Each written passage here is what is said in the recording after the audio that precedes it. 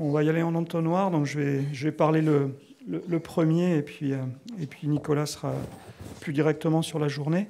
Alors donc, merci effectivement Nicolas de m'avoir proposé de prononcer ces quelques mots. C'est vrai que ça fait plaisir de vous voir aussi nombreux, à la fois présents et puis à distance, et puis de tous côtés en quelque sorte, et peut-être pour certains au-delà des frontières, si j'ai bien compris. Moi, je voulais juste resituer quelques éléments qui sont à la fois généraux et qui renvoient à l'institution. Je fais souvent l'aller-retour entre les deux, y compris pour des raisons de responsabilité personnelle. Je crois qu'on peut dire aujourd'hui, et puis après on va pondérer peut-être le propos, mais que la pérédance a fini par constituer, pas partout, pas dans l'esprit de tout le monde, certes, un marqueur majeur de ce qui est susceptible en train de se passer en psychiatrie, en santé mentale. Et moi, j'en retiens 4, à la fois au plan général et au plan de notre institution au Vinatier.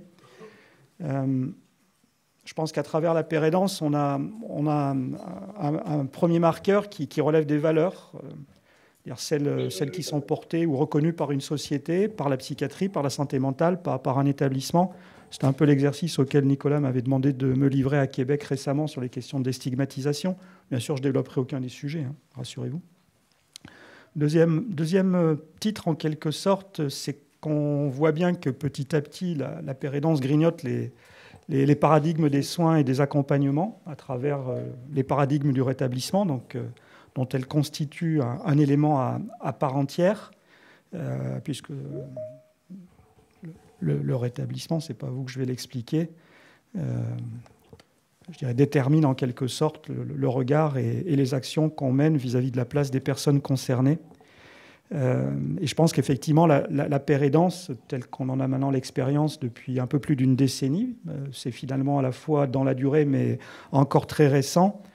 Je l'aperçois comme une conséquence, en quelque sorte, du changement de paradigme à travers le rétablissement, mais aussi comme une composante à part entière de ces paradigmes.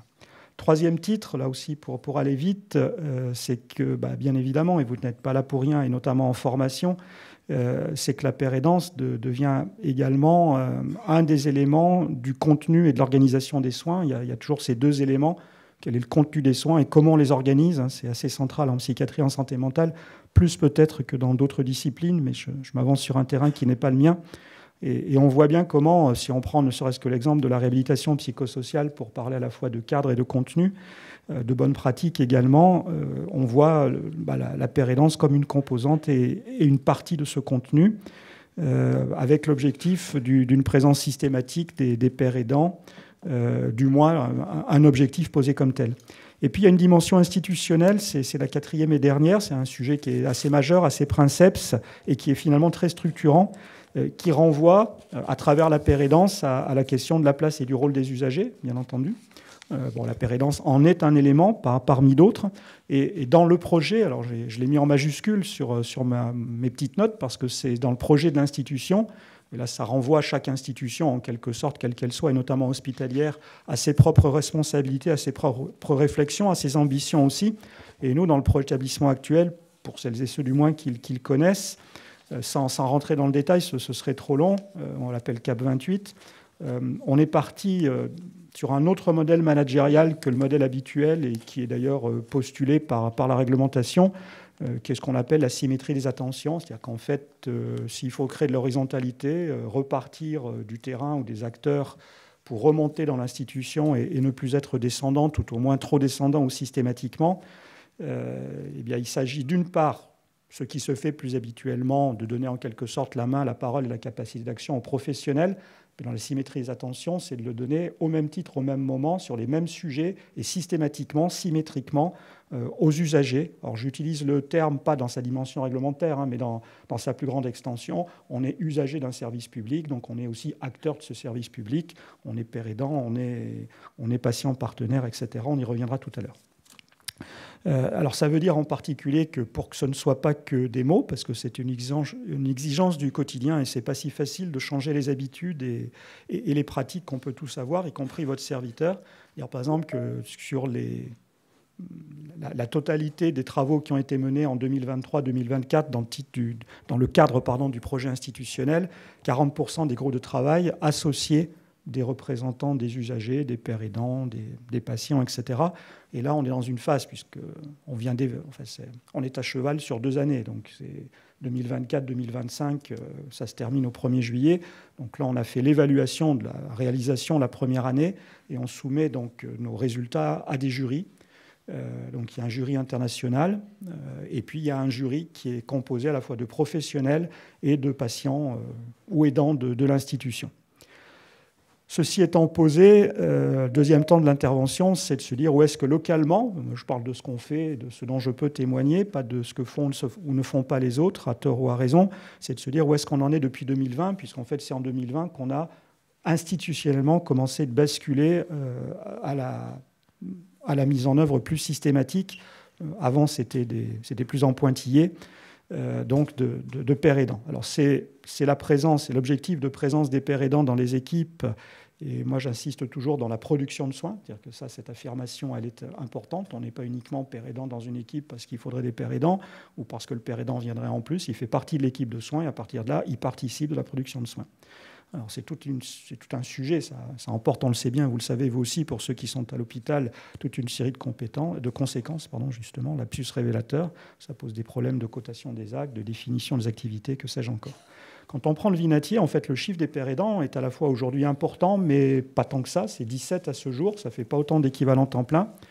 Ce qui est plus intéressant, c'est de remarquer que depuis quelques années, à chaque fois qu'une équipe dans l'hôpital, un pôle, etc., sort un nouveau projet, il y a toujours un temps qui est prévu donc, pour des fonctions de père aidant, pour le métier, dans tous les projets qui sont soumis à l'institution. Avec l'apparition plus récente de la père-aidance familiale professionnelle. On insiste toujours sur le terme de professionnel, parce qu'autrement, le concept de père-aidance familiale, il est plus large et puis il est revendiqué par d'autres, et à juste titre, notamment l'UNAFAM. Et puis, on constate aujourd'hui que la père-aidance, dans les intentions, dans la réalité, mais à des steps plus ou moins importants et intenses ou développés, elle est présente aujourd'hui dans de nombreux dispositifs cliniques et on arrive à les décrire. C'est déjà bien parce que faut-il décrire ce qu'on arrive à faire. Alors, pour autant, on n'est pas au bout. Quelle que soit l'ambition, quoi qu'on en dise, quoi qu'on affirme, et bien qu'on soit là aujourd'hui, c'est-à-dire qu'en fait, on voit bien qu'au sein de l'hôpital, et ne serait-ce que sur les 5-6 pôles de psychiatrie générale, adultes, enfants, mineurs, adultes, personnes âgées également, les urgences, on est encore assez loin du compte, il faut en être conscient. C'est-à-dire qu'en fait, la père-aidance, à la fois dans la nature de son approche, dans les soins, et dans la mise en œuvre concrète des fonctions de père aidant, elle reste déséquilibrée, donc pas encore suffisante. Et c'est pour ça que dans CAP 28, donc le projet d'établissement qui a maintenant 1 an, on s'est fixé des objectifs qui sont précis, qui sont chiffrés et qui doivent être évalués chaque année. Alors, bien entendu, je ne développerai pas parce que ça porte à la fois sur la père aidance et sur beaucoup d'autres sujets autour de la place des patients, de la place des usagers. J'en donnerai simplement quelques éléments, mais qui sont un peu l'épaisseur du trait. C'est rappeler que, et depuis avant même CAP 28, on a créé une mission autour de la père aidance qui est portée notamment par Mélanie Dautré, donc le docteur Dautré qu'on entendra tout à l'heure et que d'aucuns parmi vous connaissent.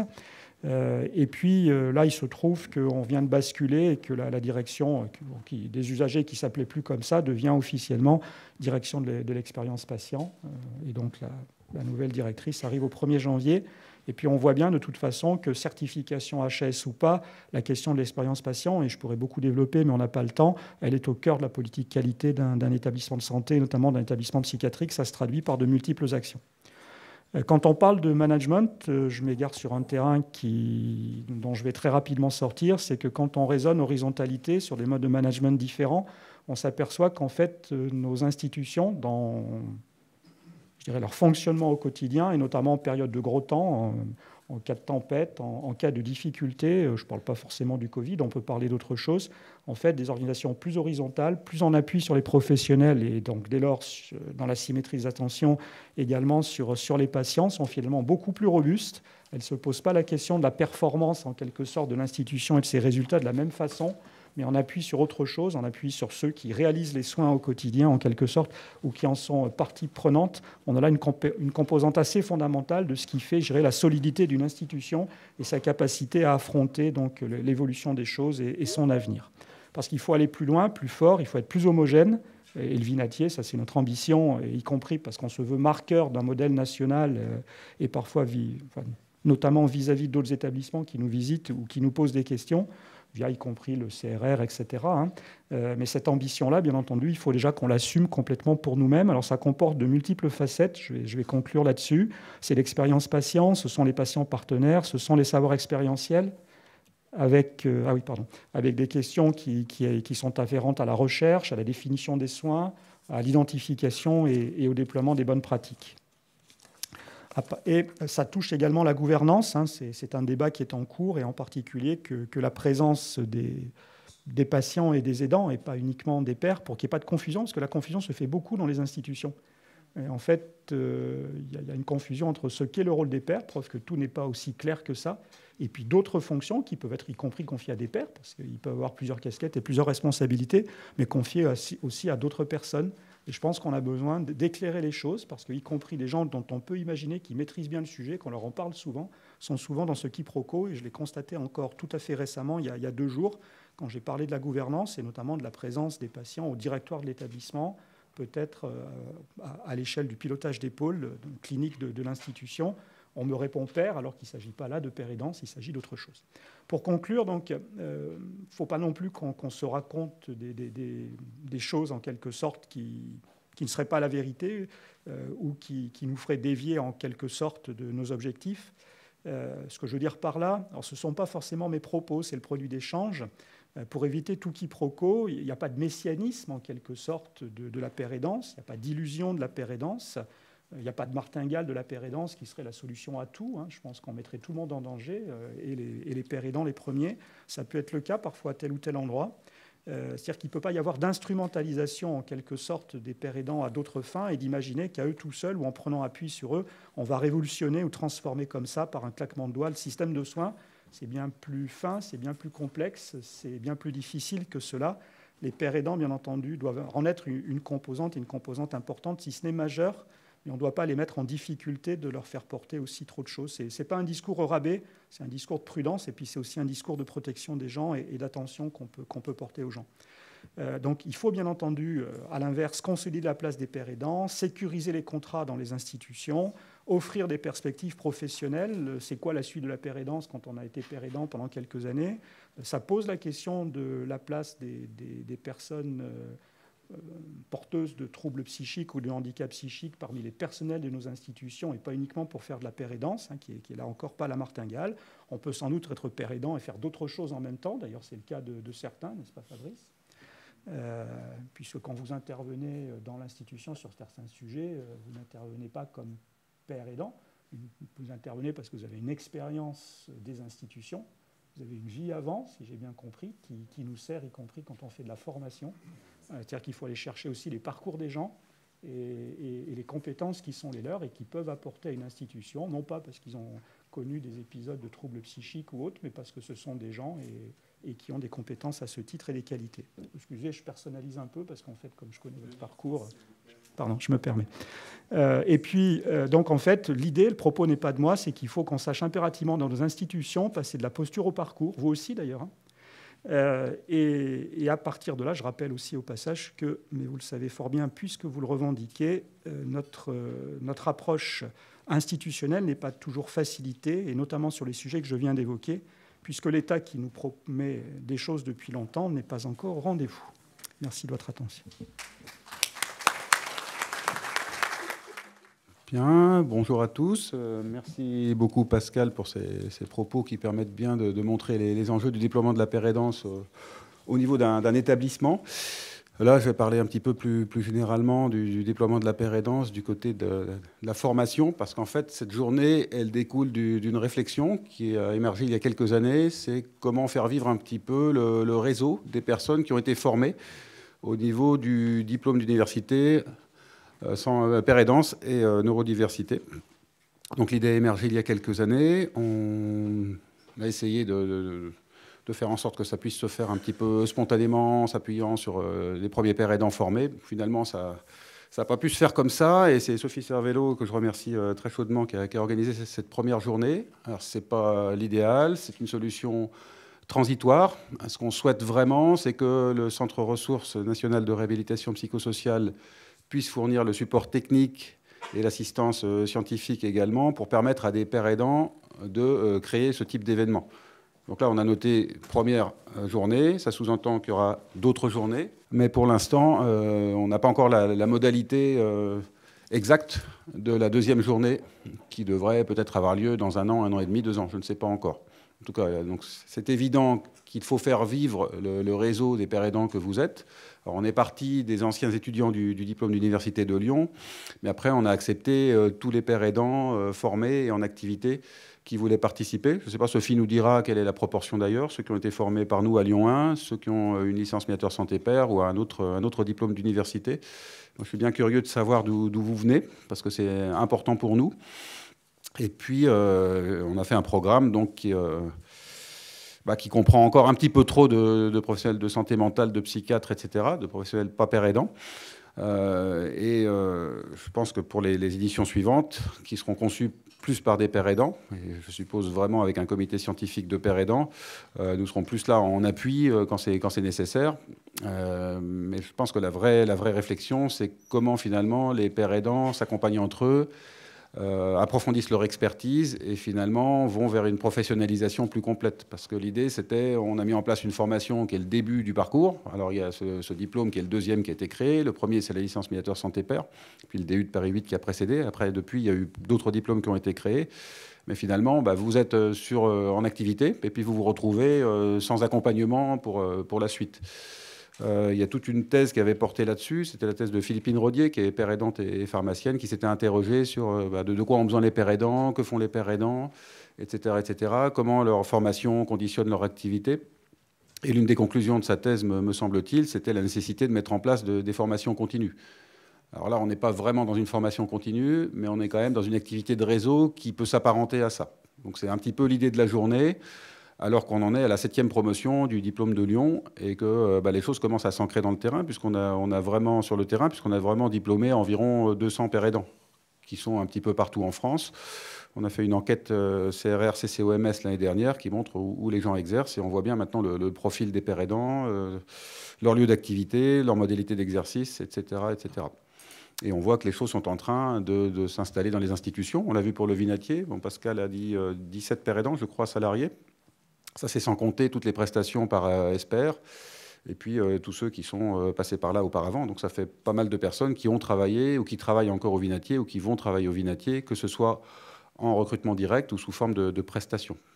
Et ce type de mise en place, je pense qu'elle se fait aussi dans un grand nombre d'institutions. Et on voit que l'effet de levier pour généraliser les pratiques orientées rétablissement, puisque c'est vous qui incarnez le rétablissement, ça a été bien dit, c'est en train vraiment de prendre largement en France. Alors c'est vrai que la pratique de la père aidance, elle est finalement assez récente, mais les choses sont en train de s'accélérer maintenant en France comme dans beaucoup de pays. On avait un retard qu'on est en train, je pense, de rattraper, avec une réflexion, y compris du côté de la Haute Autorité de Santé, avec des recommandations qui sont en cours d'élaboration, pour savoir comment travailler avec des pères aidants dans les établissements sanitaires, médico-sociaux, etc., quel que soit le domaine d'exercice.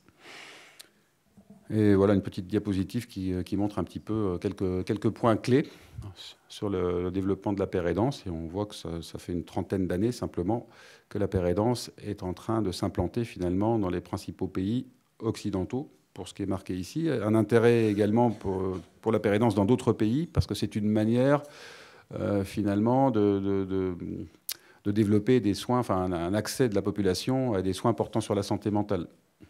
Les pères aidants peuvent avoir un rôle très important dans des pays dépourvus d'un nombre suffisant de psychiatres ou de professionnels paramédicaux dans le domaine de la santé mentale.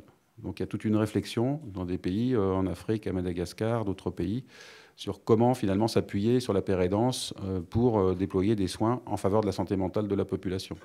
Et peut-être vous aurez un rôle à jouer dans ces pays-là. Voilà, donc je voudrais remercier beaucoup encore une fois Sophie qui a organisé, c'est vraiment elle qui a fait l'immense majorité de l'organisation de cette journée, elle est très bien organisée. Je voudrais remercier également tous ceux qui participent à l'organisation du diplôme d'université Père Aidance et Neurodiversité à Lyon. Donc Fabrice Solière, je ne sais pas où il est maintenant. Il est derrière, voilà. Estelle Benassar qui est ici, puis Antasseil qui est quelque part dans la salle. Parce que sans eux, tout ça n'existerait pas. Vous avez eu affaire à eux.